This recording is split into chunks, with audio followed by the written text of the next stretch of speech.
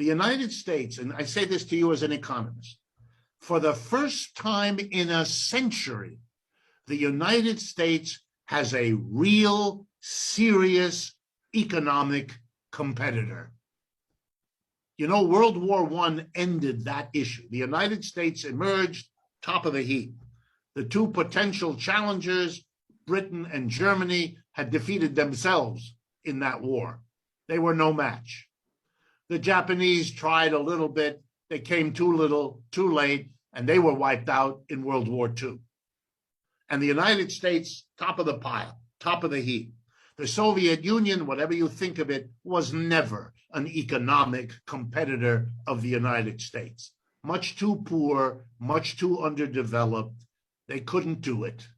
They never could. And nobody who's ever been involved in real economic history would imagine. But that is no longer true. I am not arguing for or against, but the People's Republic of China is a new, real phenomena for the United States. It's a new competitor. Americans cannot get their heads around it. I understand it. Nobody wants to live in the empire when it's declining. It's a lot of fun when it's going up. It is not a lot of fun when it comes down. It's like certain drugs, a very different experience going up and coming down. Let me give you just a couple of examples so you understand. One of the most important economic tools in the world today is rapid trains. Trains that go a couple hundred miles an hour, that cut down the time to go from one city to another for a person or for cargo.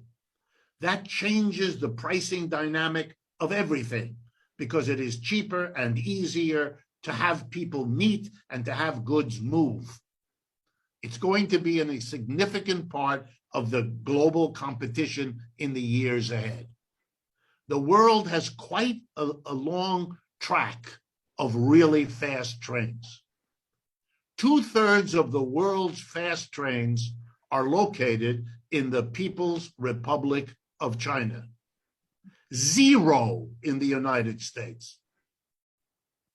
I could give you many more examples. Just think about that one. The fastest thing we have is the train that runs from Boston to Washington, D.C., the Acela, which I have taken many times. It is not a fast train. It's faster than the usual trains in the United States, but it doesn't compare with the TGV, if you know what that is, in Europe, or the fast trains in China. You can't do this. Most of the vast majority of cities that are large, of 1 million or more, are in People's Republic of China. They keep building cities before they move the people in, so that the cities are rationally organized in relationship to the transportation, in relationship to the different neighborhoods and different kinds of work that people have. The whole urban reality is fundamentally different and organized. The Chinese have a government that mobilizes public and private capitalism, public and private enterprises to achieve priority goals. Here are the 3 goals they've achieved you might want to think about. Number 1, growth in total output, called GDP. How fast does the growth in the total output of goods and services, how fast does it grow? For the last 25 years, the average annual growth of GDP in China has been between 6 and 9%.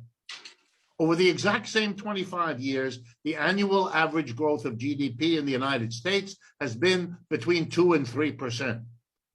Do you understand the Chinese, for a quarter of a century, have produced economic growth 3 times as fast as the United States? Of course they're catching up.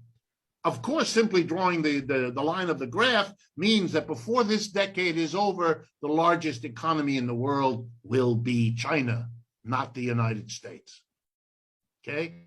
Here's the second priority, real wages. What happens to the average wage in money that a Chinese worker is paid relative to the prices he or she has to pay at the store? That's what we call the real wage. the money wage adjusted for the cost of living. In the United States, over the last 25 years, the real wage has moved very, very little, less than 0.5% per year. We have a stagnant real wage. By the way, that's one of the reasons the white male working class is as upset as it is. Over the same 25 years, get ready now, the real wage of the average Chinese worker has quadrupled. This is not a contest. The contest is over. It's only now the results of who won and who lost.